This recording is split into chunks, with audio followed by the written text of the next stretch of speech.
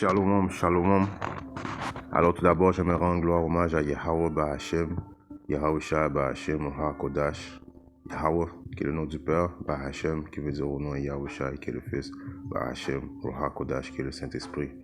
Shalom aux élus et du bonheur, respect aux apôtres, aux ennemis de Great Millstone, car c'est eux qui nous ont appris cette vérité.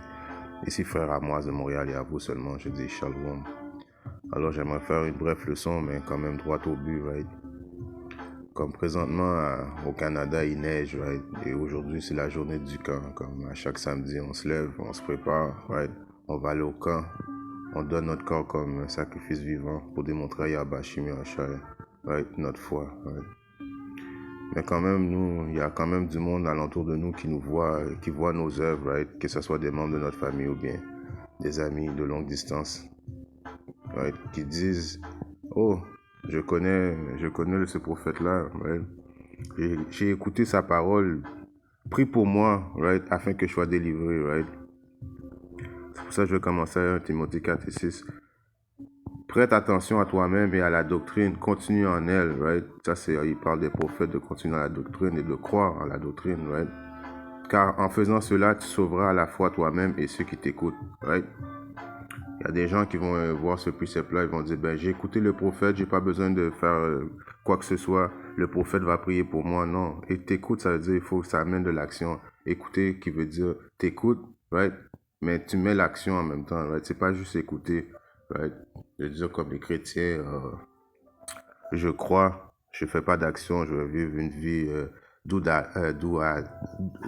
as I willed, right? En voulant dire je fais qu'est-ce qu'il n'y a pas de loi, je fais qu'est-ce que je veux, en autant que je crois et j'écoute, right? Je vais être sauvé. Non, ça prend du travail.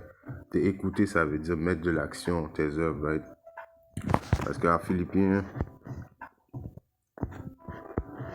2, right? Et 12, il est bien écrit, c'est pourquoi, mes bien-aimés, comme vous avez toujours obéi, non pas comme en ma présence seulement, mais maintenant beaucoup plus en mon absence, exercez votre propre salut avec crainte et tremblement. Alors, on est dans cette course-là pour exercer notre propre salut avec crainte et tremblement. Oui, ça commence par les leçons des prophètes, right? Qu'ils ont été donné cette vérité afin d'instruire la nation d'Israël, afin que la nation d'Israël repente, right? Repentir, ça veut dire changer d'action, right? Ça demande des œuvres, right? C'est comme l'exemple de la femme qui dit qu'elle aime son mari. Je t'aime, je t'aime, je t'aime, mais quand tu arrives à la maison, elle ne fait jamais à manger. Ton linge est toujours sale, right? Il y a toujours de la poussière dans la maison. Elle ne prend pas soin des enfants, right? Elle dit qu'elle t'aime, mais ses actions ne démontrent pas qu'elle t'aime vraiment, right? Ça fait penser à quel précepte, ça? Ça fait penser à Matthieu. Dans le livre de Matthieu, right? 15 et 8. Ce peuple s'approche de moi avec sa bouche et mon nom avec ses lèvres, mais son cœur est loin de moi, right? Son cœur qui veut dire ton mind est loin de Yahweh Shimi Hashai, right? J'ai donné l'exemple de la femme qui dit qu'elle aime son mari, mais elle ne fait pas à manger, elle ne fait pas la lessive, elle ne prend pas soin des enfants, right? Mais elle t'aime, right? Mais nous autres, nous sommes la femme de Yahusha. Yahusha s'apprête à venir se marier avec ses élus, right? Alors lui, il faut démontrer qu'on l'aime, il faut dire qu'on l'aime de notre bouche, mais il faut aussi démontrer de l'action, right? Il n'y a pas à cause que ça revient à la personne qui me dit toujours prie pour moi, puis pour moi, right? Ils savent qu'il y a des camps, right? Il y a même des amis dans le monde qui savent qu'il y a des camps, mais ils ne viennent jamais, right? Mais à cause qu'ils connaissent un prophète, ils pensent être sauvés, à cause que, non, ça ne marche pas comme ça. Il faut que tu démontres tes œuvres par ta foi, right? Si on regarde un autre précepte qui est dans le livre de Jacques 1 et 23, right? Je vais commencer à 22. Mais soyez exécuteurs de la parole. Exécuteurs, exécuter. Ça veut dire ça prend de l'action. Et non pas auditeurs, seulement écouter, seulement vous trompant vous-même. Alors ceux qui pensent, et ceux qui sont dans ce mind frame-là de dire que bon, je vais écouter mais je vais pas mettre de l'action, right? Juste par le fait que je crois sans action, je vais être sauvé. Non, vous allez avoir des surprises, right? Vous allez voir que c'est les optimistes, c'est lui qui se réveillait à chaque samedi, right? qui allaient faire des camps 2 fois par semaine, qui neige, qui fasse beau, qui fasse froid, ils étaient là, right, démontrant leur œuvre. Right, quand que vous allez les voir, quand la destruction va s'entamer sur le monde, ils vont être sauvés, right? Ils vont être sauvés par les chariots de l'Éternel, right? Ils vont être télétransportés en haut dans les chariots, afin que la destruction ne les touche pas. Vous allez rester là parce que vous n'avez pas démontré d'œuvre, right? Vous avez confessé l'amour que vous avez envers le Créateur par votre bouche, mais vos actions ont démontré le contraire, right? Je continue. Jacques 1 et 23. Car si quelqu'un est un auditeur, si quelqu'un fait juste écouter de la parole et non exécuteur, il est semblable à un homme regardant son visage naturellement dans un miroir. Là, vous allez dire, mais c'est pas tout le monde qui peut être des prophètes, right? Non, c'est vrai, c'est pas tout le monde qui peut être prophète, mais tu peux être quelqu'un qui aide le prophète, right? Tu peux être... Il y a des femmes, si votre mari est au courant que vous écoutez les leçons, demandez à votre mari la permission que vous faisiez des garments. C'est des choses que les prophètes mettent sur eux autres, right? Ça démontre votre œuvre, right? Ça prend de l'action. C'est pas juste par la parole que vous allez être sauvé, right? On voit ça aussi dans le livre de Apocalypse 22 et 12, right? Et voici, je viens rapidement et ma récompense est avec moi. Alors le marié vient rapidement, le marié qui est Yahushua, vient se marier avec qui? Ses optimistes élus, ceux qui font ses œuvres. Et sa récompense est avec lui. Pourquoi qu'il y a une récompense? Parce qu'il va récompenser ceux qui ont fait qu'est-ce que lui aime, qu'est-ce que lui désirait, right? Il vient pas avec des récompenses pour donner à du monde qui n'ont rien fait, right? Et je viens rapidement et ma récompense est avec moi pour donner à chaque homme selon ce que son œuvre sera. Right? Ce que ton œuvre sera, tu vas être récompensé selon ton œuvre, tes œuvres. Ça veut dire que ça prend de l'action. Si tu n'as fait aucune preuve d'action, right, tu n'auras pas de récompense. La récompense qui va t'attendre, c'est quoi? C'est des missiles nucléaires, right? Destruction, famine, right? Pestilence, right? Jugement. Right? Alors il vient avec la récompense, avec des récompenses pour récompenser ceux qui ont fait qu'est-ce que lui il désirait, right? C'est simple à comprendre. Tu ne peux pas dire simplement rider sur le travail du prophète en disant je connais le prophète ou je suis dans la famille du prophète, right? Je vais être sauvé.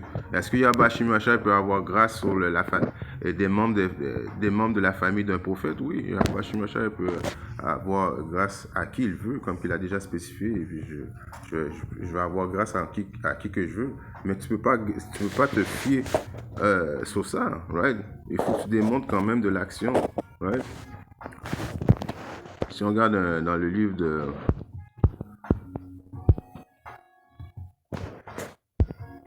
4 Esdras, right?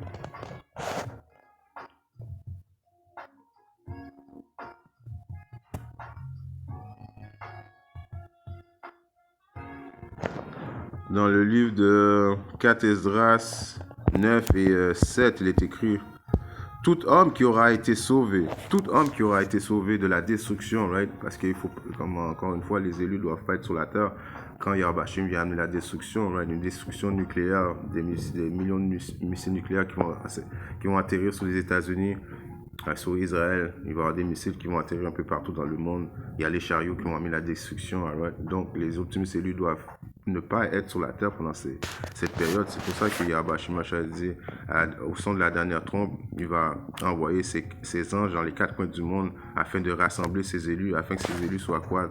Sauvés, protégés, right? En rentrant dans les chariots, right?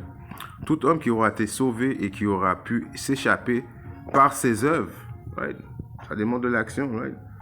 Ou par la foi, ou laquelle il a cru, right? Parce que ça vient en même temps. Si tu as la foi, tu vas faire des œuvres qui vont démontrer ta foi. Ça vient un avec l'autre. Yahushua aussi a démontré ses œuvres, right? Yahushua était constamment en train de travailler, édifier, right? Faire des miracles, right? Ça démontrait sa foi qu'il avait envers le Père, right? C'est pour ça qu'il est récompensé aujourd'hui et puis il est assis à la droite du Père, right? Tes œuvres démontrent ta foi, right?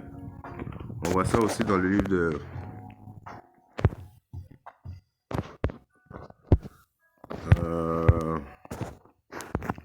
je vais retourner dans le livre de Jacques. Right? Jacques était le frère de Yahusha. Jacques 2 et 18, il est écrit. Oui, un homme peut dire, tu as la foi et j'ai des œuvres. Montre-moi ta foi sans tes œuvres et je te montrerai ma foi par mes œuvres. Right? Alors, c'est pas un lip service, là, juste le dire par ta parole. Right? Ta foi, right? Si tu as vraiment la foi, ça va démontrer. Tu vas faire des œuvres pour prouver ta foi. Right? C'est ça que nos ancêtres ont fait. Aussi, Noé avait fait, par exemple. Right? Noé avait la foi, mais par ses œuvres, il a quand même bâti l'arche. Right? On voit ça dans le livre de Hébreux 11 et 7. Par la foi, Noé étant averti par Yahweh des choses qui n'avaient pas encore été vues. Right? Les choses qui n'avaient pas encore été vues, en voulant dire right, qui allait tomber sur la terre, ça n'avait pas encore été vu. Right? Alors personne ne croyait à ça, malgré que Noé prophétisait. Poussé par la crainte, prépara un arche, right? Ça l'a démontré sa crainte, right? Et sa foi, il prépara un arche, parce que Yahweh Shimosha avait dit de faire des œuvres, right?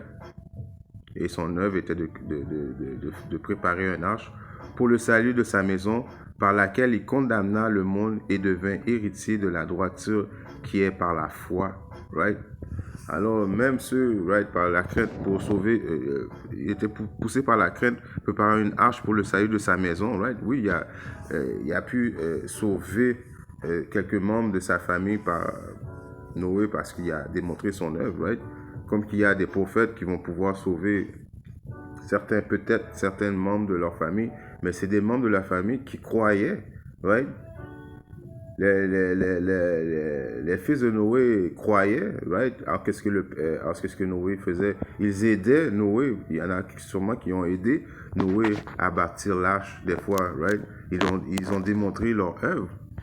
Malgré que le salut était pour Noé, mais Noé a pu sauver sa famille, mais le membre de sa famille n'était pas juste à se coucher et puis il faisait rien, ne croyait pas en Noé, right? Et ils démontraient leur œuvre, ils faisaient même s'ils n'étaient pas des prophètes, quand même, ils participaient, right? Il faut participer dans la vérité, right? Afin d'avoir une chance d'être sauvé. Non juste dire, bon, je connais un tel, et puis je vais être sauvé. J'espère que cette leçon édifiée un élu, femme ou homme, right? En espérant que Yahweh Shimosha me laissera faire notre leçon très bientôt.